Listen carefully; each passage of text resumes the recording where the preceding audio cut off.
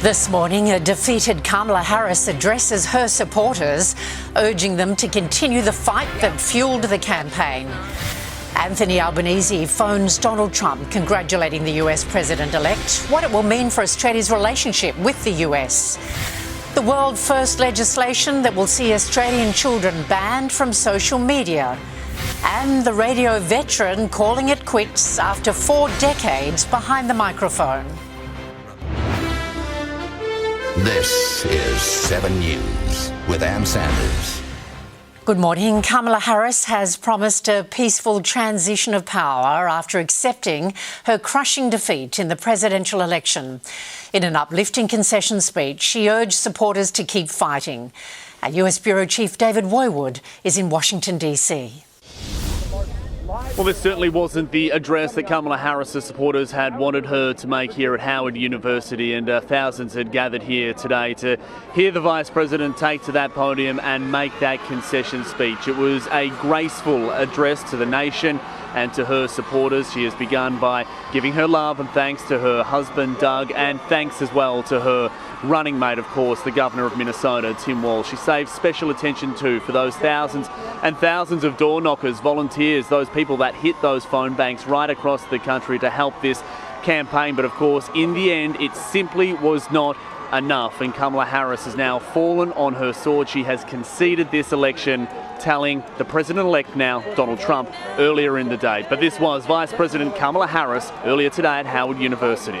The outcome of this election is not what we wanted, not what we fought for, not what we voted for, but hear me when I say, the light of America's promise will always burn bright. As long as we never give up and as long as we keep fighting. Well, it's done very little to actually salve the hurt of thousands of her supporters right around the country. We spoke to a number of them down here today. Many of them still very bitter about this and now just fearing what a Donald Trump presidency 2.0 will look like. I feel defeated, but I don't feel overcome.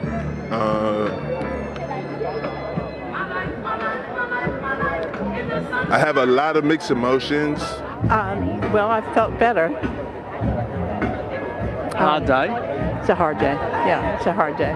So now this election, it has been run and won by the Republicans. Of course, a thumping, comprehensive victory, wall to wall, up and down the ticket, right around the country. Donald Trump reveling in that victory now, but America in this position of having had an election, a concession speech, and now that commitment to a peaceful transfer of power. US President-elect Donald Trump has spent the morning on the phone to world leaders, including our Prime Minister, accepting calls of congratulations for his triumph at the polls. Live 2 political reporter Isabel Mullen. Izzy, Anthony Albanese says Australia's relationship with Washington is as strong as ever. Good morning, Anne. The Prime Minister has promised to work closely with the Trump administration, pointing to our enduring relationship with the United States. Anthony Albanese appeared stoic in his press conference, despite growing concerns over the AUKUS submarine deal and climate policy. A Trump administration could put Australia in a tough position, particularly as the Albanese government works to improve our relationship with China. Now, the Greens want the Prime Minister to actually cancel our AUKUS agreement altogether, something Mr Albanese has flat out rejected. He is on the record back in 2017 saying Donald Trump scares him, but his message was very different this morning. Our government will work closely with the new Trump administration to realise the benefits of what is a very strong economic and security partnership. Australia and the United States are old allies and true friends. I think Australians should be very relaxed about a second term of President Trump, because in his first term, President Trump was a very good friend of Australia. But the Albanese government is preparing for a fight over trade deals. Donald Trump has promised an America First agenda, slapping a 10% tariff on imports from all nations, including Australia, and a 60% tariff on imports from China. The big concern is large tariffs on China, which may have an adverse effect on us. We can't be setting policy on the basis of things that could happen or might not happen. At this stage, we would be sticking with our inflation outlook. So very much a wait and see as to what impact this Trump administration will have on our trade and defence deals. Anne. Isabel Mullen live in Canberra. Thank you, Izzy. Donald Trump achieved what's been described as the greatest comeback in US political history, defying pollsters, assassins and criminal convictions. Our correspondent Tim Lester reports from Florida. Across the razor-sharp divide in American politics, they're assessing a remarkable and historic election today. For Donald Trump's supporters, this is the victory he deserved from 4 years ago. It is now clear that we've achieved the most incredible political thing. Look what happened. Is this crazy? Based on my worldview, he is someone who stands for the things that I stand for. Very optimistic. I think that the country is in need of repair. But for the half of the population here opposed to Donald Trump, this election is historic for the wrong reasons. He's the oldest ever US president at his election, 78, older even than Joe Biden. He's also the first convicted felon elected to the White House. In fact, there's a sentencing hearing currently scheduled 3 weeks from now, which surely has to be changed, if not abandoned altogether. And today we learn that the prosecutor in those other federal cases against Donald Trump, the documents from Mar-a-Lago allegations and the claims that he interfered with the 2020 election, is now assessing how to wind down those cases. This after Donald Trump, speaking last night, spoke of divine intervention in his re-election. Many people have told me that God spared my life for a reason. In America's Electoral College, Mr. Trump has now surpassed the 270 needed for a majority. He's at 292 and will build on that further. Of the 7 battleground states on which this election hinged, he's won 5 and is ahead in the remaining 2, so may sweep all 7, and his party has gained control of the Senate and may yet gain control of America's House of Representatives. In all, a strong win for the former and now future president. Plans to ban children under 16 years old from using social media platforms like Facebook, TikTok and Snapchat have been confirmed by Anthony Albanese today. The government had previously announced a proposal for a minimum age, but had not settled on the number. This one's for the mums and dads. Social media is doing harm to our kids, and I'm calling time on it. Users won't be punished for breaking the rules, and it'll be up to tech companies to stop kids from signing up to their sites. A special National Cabinet will be held tomorrow to discuss the changes before new laws are introduced into federal parliament before the end of the year. The reforms won't take effect for 12 months. The Albanese government is rushing to introduce new laws today so immigration detainees can once again be monitored with ankle bracelets and curfews. Yesterday, the High Court ruled the previous regime was unlawful. The opposition is not guaranteed to support Labor's plan. They should publicly release the legislation. They should brief the opposition on the legislation, and we will consider our position. The High Court ruled ankle bracelets and curfews were unconstitutional because it was the government punishing people, not courts. The wording of new laws will focus on community safety. There's been a major crash that has killed 2 people and injured 6 others on a highway southwest of Brisbane. Live to Katrina Blowers in our Brisbane newsroom. Katrina, what do we know about this terrible incident? Well, ambulance officers have described these scenes as chaotic. When they were called to the Cunningham Highway in the early hours of this morning, they found that 2 trucks travelling in opposite directions had collided head-on. One of the drivers and a passenger died at the scene. 6 others have been been taken to hospital with minor injuries. The smash closing the highway in both directions for several hours, which has caused major delays, as you can imagine. Now, there have been ongoing calls to upgrade this section of road and increase the presence of police, with locals saying there's a real problem with speeding and tailgating drivers. The investigation into the cause, Anne, is now continuing. Katrina Blaus joining us from Brisbane. Thank you. Next in 7 News, grocery prices in the spotlight as the consumer watchdog investigates the supermarket giants. Scientists solve the mystery of the black balls on Sydney beaches, what they're made of, and Top Talkback host Ray Hadley makes a shock on-air announcement.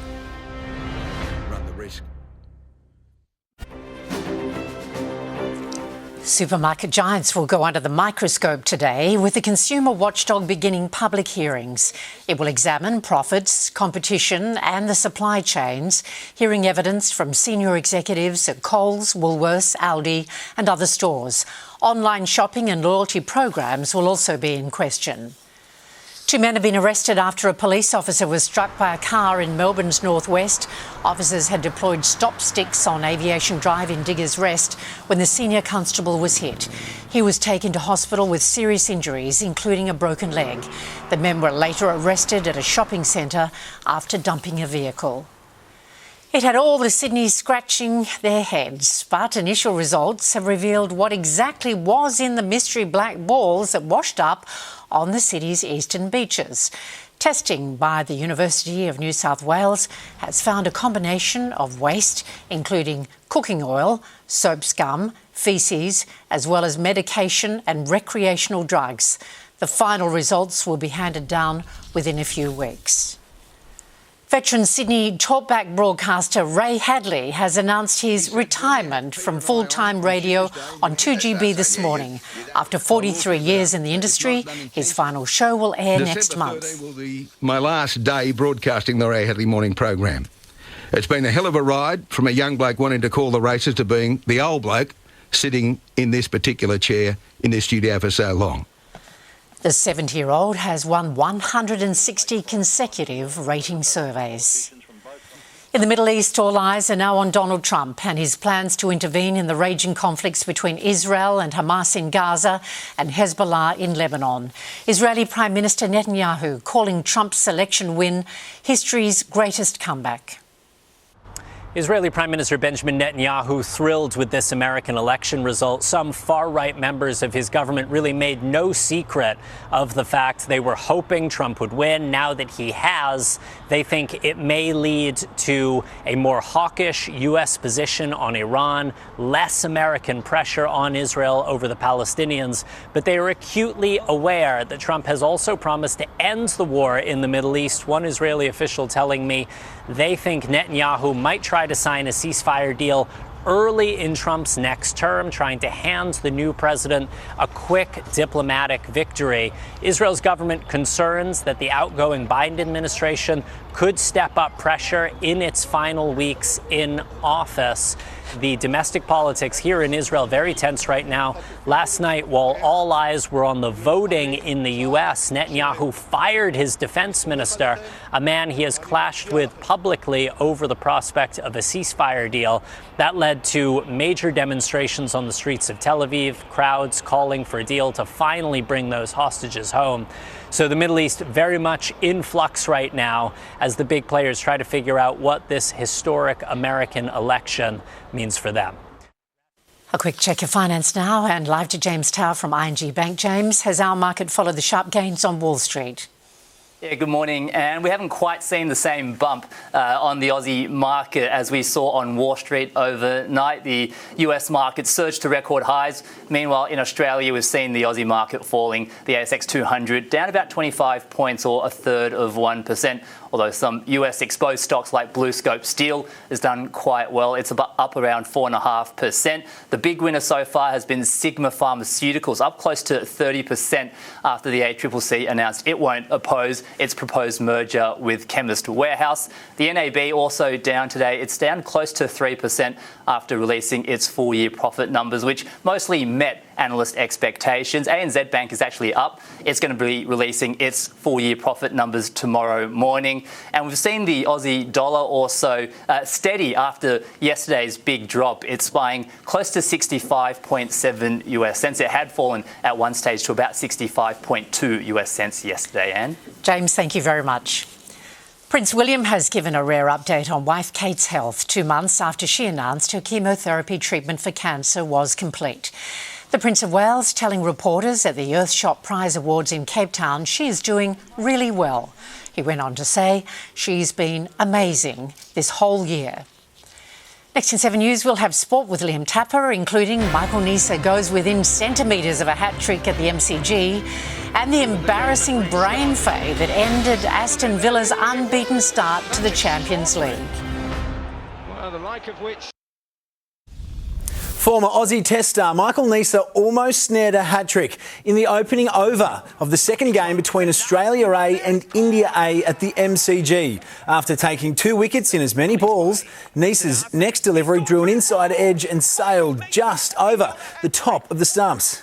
Neser on a hat-trick. Neser nearly getting a hat-trick. Inside edge past the keeper down to the rope for 4. In a sign that he's in the box seat to replace David Warner in the Test team, Aussie A captain Nathan McSweeney will open the batting for the first time in his career.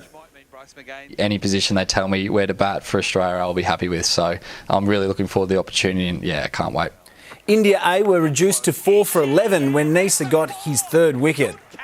Elise Perry's tremendous start to the Women's Big Bash League continues. The Sixers captain starred with 86 off 62 balls in last night's win over the Hurricanes. Perry should have been dismissed on 82. The star all-rounder was run out, but no Hobart players appealed. And no one's gone upstairs with it. No one's appealed. I didn't think they did. This is what's blown my mind. Perry's extra 5 runs proved critical. The Hurricanes coming up 6 runs short in the chase. 15-year-old Kiva Bray impressed again with 2 wickets. Kangaroo star Tom Trbojevic admits he's still getting pre-game painkiller injections in his right shoulder. Instead of taking time off at the end of the season to rest his battered body, Trbojevic jumped at the chance to don the green and gold jersey of the Kangaroos once again. It's been 6 years since I played, but I guess it doesn't feel that long. It's obviously... I would like to play a bit more, but, we're here now and just enjoying every moment of it. The Aussies play Tonga in Sunday's Pacific Championships final at a sold-out CommBank Stadium. The Wallabies begin their spring tour against England at Twickenham this weekend, looking to build some momentum before the British and Irish Lions come down under next year for a do-or-die clash. And we probably find out a bit more about which players are really going to are prepared and ready to really stand up under some pressure situations. NRL convert Joseph Akusu-Suali'i is expected to debut and start against England. An embarrassing handball blunder ended Aston Villa's unbeaten start to the Champions League. Playing Club Brugge, Tyrone Mings didn't realise Emi Martinez had taken a goal kick and picked up the ball.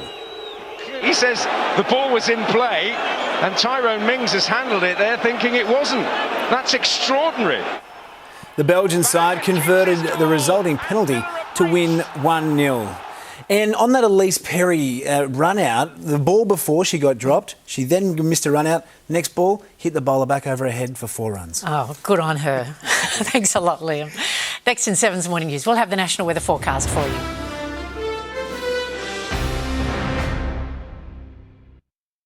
E-scooter crackdown, the push for new rules and council trials to keep riders and pedestrians safe. Plus, it's murder on the dance floor. Sophie Ellis-Bextor is live at Brekkie Central.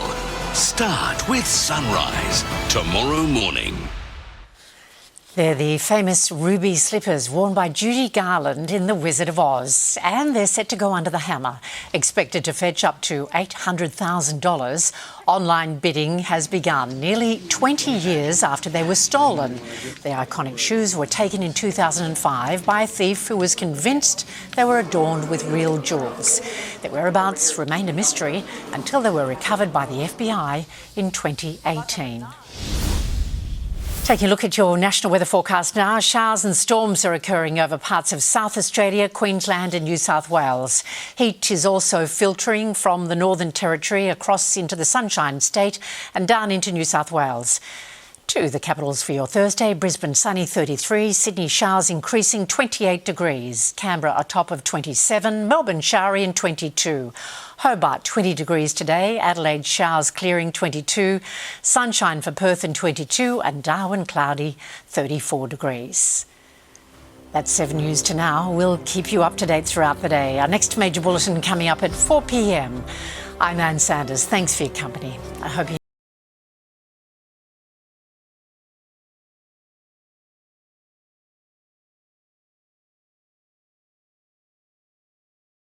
The 7 News app will give you the news you want every minute of every day, including breaking news alerts. Download the 7 News app now.